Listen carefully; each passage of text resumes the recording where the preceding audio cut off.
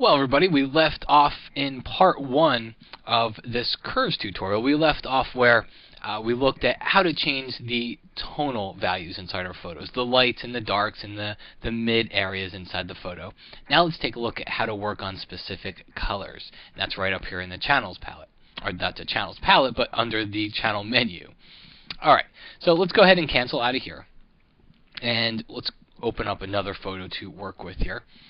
And I'm going to take one more quick, remember our gradient image from the first part of this tutorial? Let's take a quick look at it. Let's go add another curves adjustment down here. And this time I'm going to go under the channel menu. I'm going to choose red.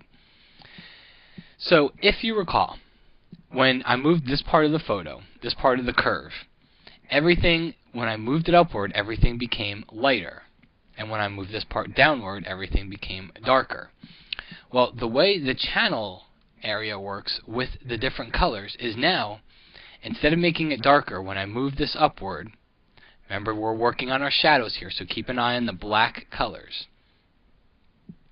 See how they're becoming red. So as I move this curve upward, they're becoming red.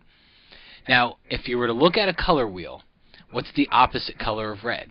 And you probably don't have a color wheel in front of you, but if you can't guess it, it's cyan. It's a greenish color. So now, if I move this color down, and so what we're saying here is everything from this part of the curve, this whole piece of the triangle, anything inside here will make the photo more red.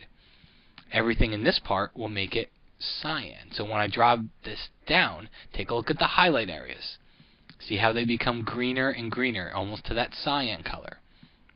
Okay, so now what I'm saying here is everything up here is red, everything down here is the opposite of red, which is cyan. So take a look over to our info palette here, and as I move this up, take a look at the red value. See the red value where our number 2 point was? It's starting to increase. Now what's the opposite of red? Cyan. So as I move this downward, red's decreasing. So in order to get rid of red, I have to add green, okay, or cyan. So that's how this works. And now if I go down to green, same thing. If I move this upward, the shadows, the dark areas become green. If I move this downward, they become magenta. Magenta is the opposite color of green. So this part's green. Think of it this way. The top area is always going to be the channel color you have selected. Same thing with blue. Up, blue, down, yellow. Alright, yellow is the opposite of blue. So now let's use that same philosophy here on to a photograph. And here's a photo that has a good degree of highlights right here on the skin tone, but we also have lots of shadows. So let's open up curves. And as I change my channel to red, what's in the shadows? Well, the background and lots of parts in her hair. So as I move this upward, we're going to start to see all that area turn red.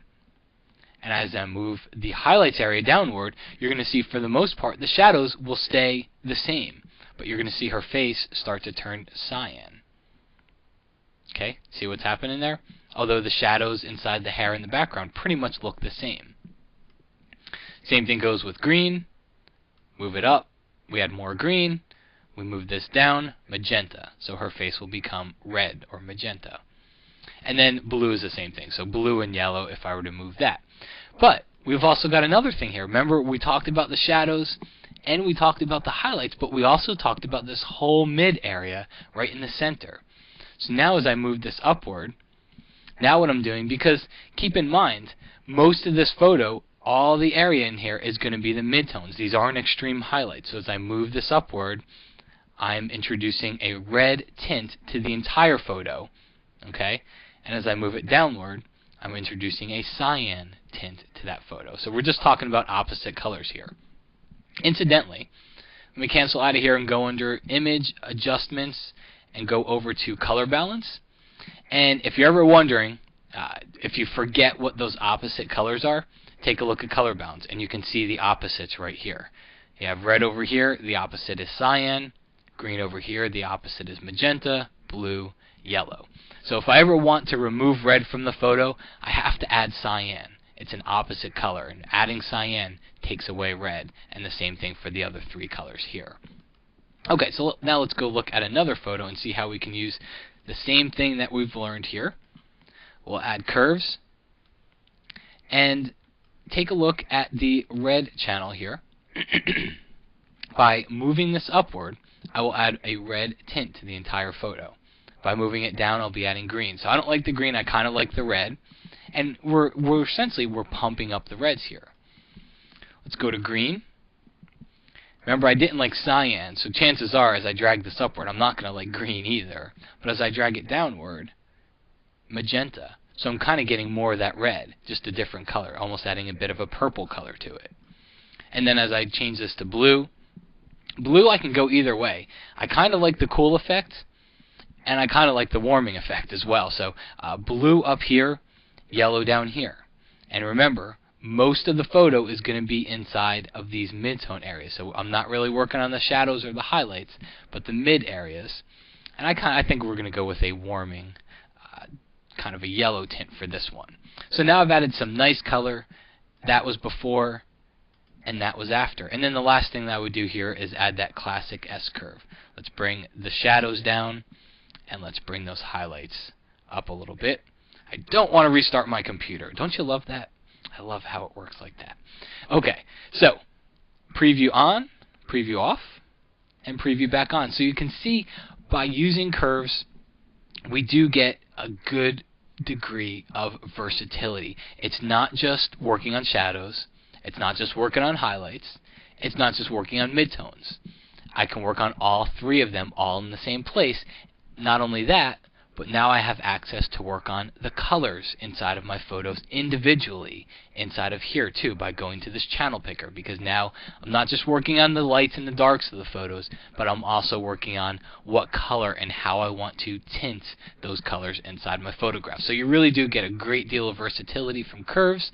I definitely get in there, give it a try, work on your photos, and just like anything, if you're not sure what it does, open up a blank image, create a little gradient like that, and start playing around with it.